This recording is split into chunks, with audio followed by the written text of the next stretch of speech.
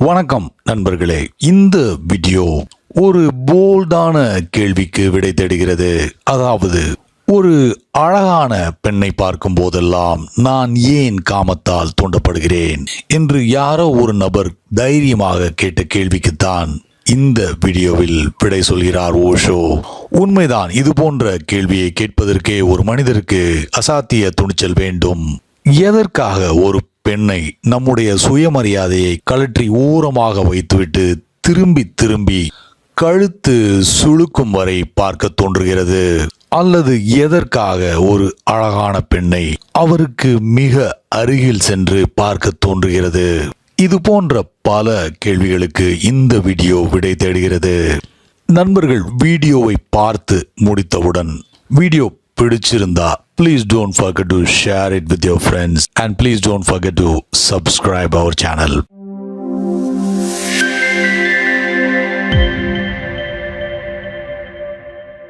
ஒருவர் செக்ஷுவலாக எக்ஸைட் ஆவதற்கு காரணம் லாங் ரிப்ரெஷன்.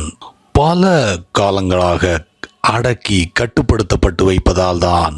இந்த உணர்ச்சியை அடக்கியே வைத்திருப்பதால், அதாவது இந்த ரிப்ரெஷனால் உங்களுக்கு வாய்ப்பு கிடைக்கும் போது அதை நீங்கள் ஒருபோதும் தவற விடுவதில்லை. ஆஃப்கோர்ஸ் அதை நீங்கள் வெளிக்காட்டுவதில்லை. நான் எதற்காக செக்ஷுவலாக அரோஸ் ஆகிறேன் அல்லது செக்ஷுவலாக எக்ஸைட் ஆகிறேன் ஒரு அழகான பெண்ணை பார்க்கும் போதெல்லாம் என்கிற கேள்வியை கேட்பதற்கே ஒரு தைரியம் வேண்டும். ஒரு அழகான பெண்ணை பார்க்கும்போது செக்ஷுவலாக எக்ஸைட் ஆவதில் எந்த தவறும் இல்லை.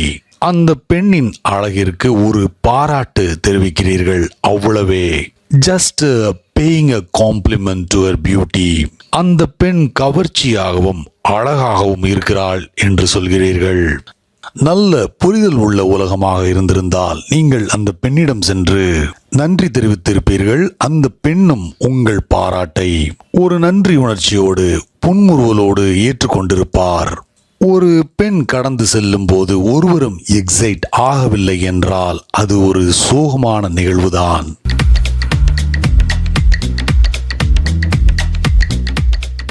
சில வருடங்களுக்கு முன்னால் நான் ஒரு யூனிவர்சிட்டியில் ப்ரொஃபஸராக இருந்தேன். அன்று நான் வைஸ் சான்சலர் அறையில் உட்கார்ந்திருந்தேன். அழுது கொண்டே அங்கே வந்த ஒரு மாணவி, ஒரு பையன் தன்னை தொடர்ந்து கேலி செய்து கொண்டிருக்கிறான் என்று சொன்னார்.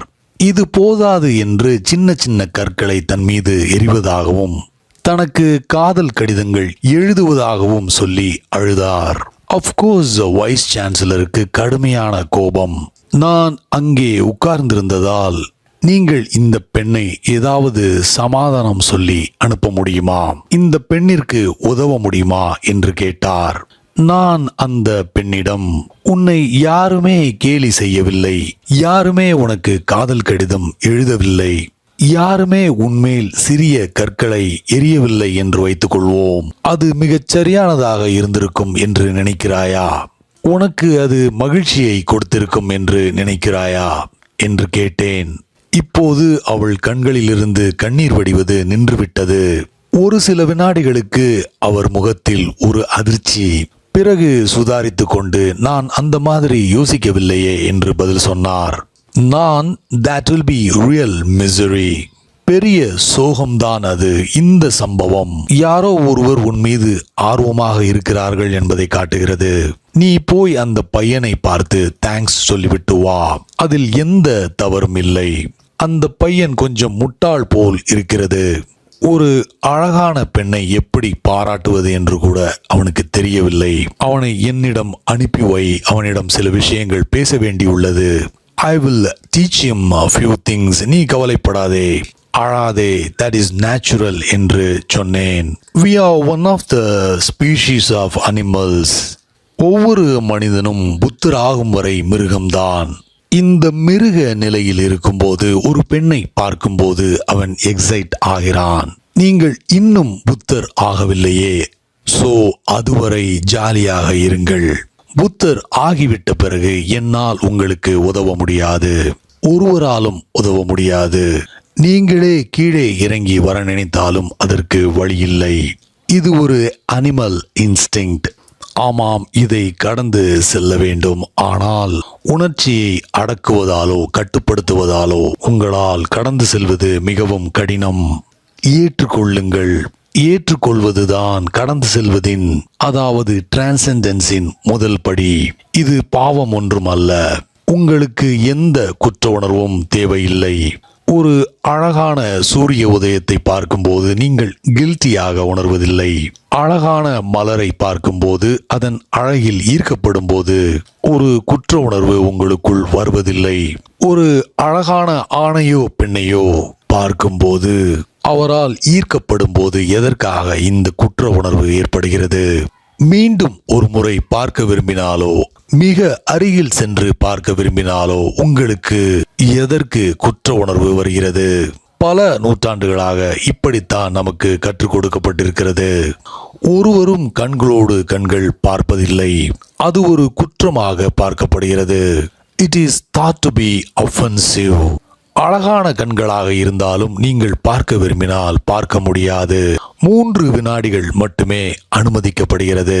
உலகம் முழுவதும் மக்கள் ஒருவரை 3 வினாடிகள் பார்க்கலாம் என்பதை எப்படி ஏற்றுக்கொண்டார்கள் என்பது ஒரு புரியாத புதிர். ஒருவரை 3 வினாடிகள் பார்க்கலாம், அவர் கோபப்பட மாட்டார். அதற்கு மேல் பார்க்கும்போது the other will feel offended. ஒருவேளை அதற்கு காரணங்கள் இருக்கலாம். உங்களுக்கு அடுத்தவர்களை எப்படி பார்ப்பது என்று தெரியவில்லை. You don't know how to look gracefully. உங்கள் பார்வை ஒருவேளை அசிங்கமாக இருக்கலாம். அடக்கப்பட்ட கட்டுப்படுத்தப்பட்ட செக்ஷுவாலிட்டி உள்ளே இருந்தால் பார்வை அசிங்கமாக இருக்க வாய்ப்பு உள்ளது. உங்கள் பார்வையில் ஆபாசம் இருக்கலாம். அது போனோகிராஃபிக்காக இருக்கலாம். உங்கள் கற்பனையில், உங்கள் அடிமனதில் நீங்கள் அந்த பெண்ணின் உடைகளை கழட்ட ஆரம்பித்திருக்கலாம். அந்த பெண்ணிற்கு அதனால்தான் கோபம். கற்பனையில் கூட அந்த பெண்ணை நிர்வாணப்படுத்துவதற்கு நீங்கள் யார்? உங்கள் பார்வை அசிங்கம். உங்கள் பார்வையால் அந்த பெண்ணை ஊடுருவி பார்க்கிறீர்கள். அது செக்ஷுவல் பெனட்ரேஷனுக்கு ஒரு சப்ஸ்டிடியூட்டை கண்டுபிடித்தது போல் பார்வையால் பெனட்ரேட் செய்கிறீர்கள். அந்த பெண்ணை ஒரு பொருளாக குறைத்து விடுகிறீர்கள். யாரும் தன்னை ஒரு பொருளாக குறைக்கப்படுவதை விரும்ப மாட்டார்கள். உங்கள் பார்வையில் நேர்மை இருந்தால் உங்களுடைய எக்ஸைட்மெண்டில் அழகு இருக்கும், கருணை இருக்கும். Then there is no problem. Yes, இதையும் கடந்துதான் போக வேண்டும். It has to be transcended one day. உங்களுடைய கூல்னஸை, அமைதியை எதாலும் தொந்தரவு செய்ய முடியாது என்ற நிலைக்கு நீங்கள் வர வேண்டும். அதாவது nothing should distract you from your center. அந்த நிலையை ரிப்ரெஷனால் அல்லது உணர்ச்சியை கட்டுப்படுத்துவதால் அடைய முடியாது.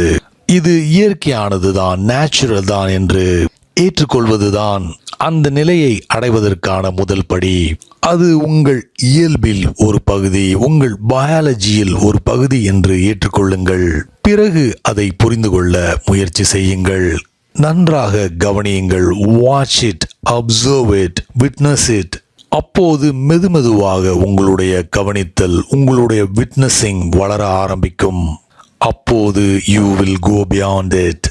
ஸோ ஒரு நாள் உங்களுக்கு ஆணுக்கும் பெண்ணுக்கும் வித்தியாசம் தெரியாமல் போய்விடும். நீங்கள் உங்கள் செக்ஷுவாலிட்டியை தாண்டி விடுகிறீர்கள். You have gone beyond it. அதுதான் உண்மையான பிரம்மச்சரியம், ட்ரூ செலிபசி. ஆனால் பிரம்மச்சரியம் என்ற பெயரில் செக்ஸ் பல நூற்றாண்டுகளாக கட்டுப்படுத்தப்பட்டு வருகிறது. அதனால்தான் you have become just full of sexuality. அதனால்தான் செக்ஸை கடந்து செல்லாமல் உங்களுக்குள் வெந்து கொண்டிருக்கிறீர்கள்.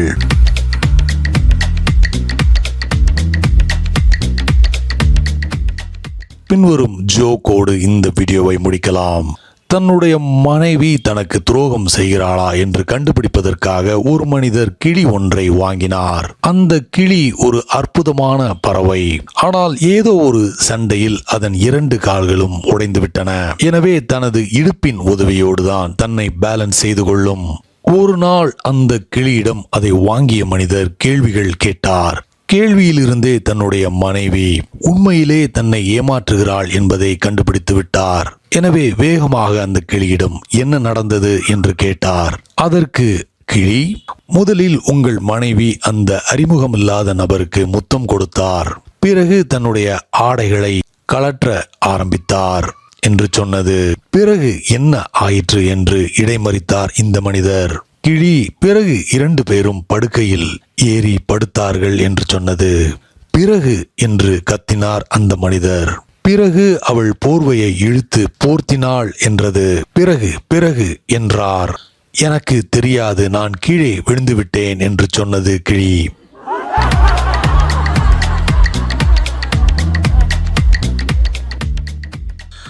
தேங்க்ஸ் ஃபார் வாட்சிங். முடிந்தளவு உங்களோட நண்பர்களோட வீடியோவை ஷேர் பண்ணுங்கள். உங்களுடைய விமர்சனங்களை காமெண்ட்ஸில் சொல்லுங்கள்.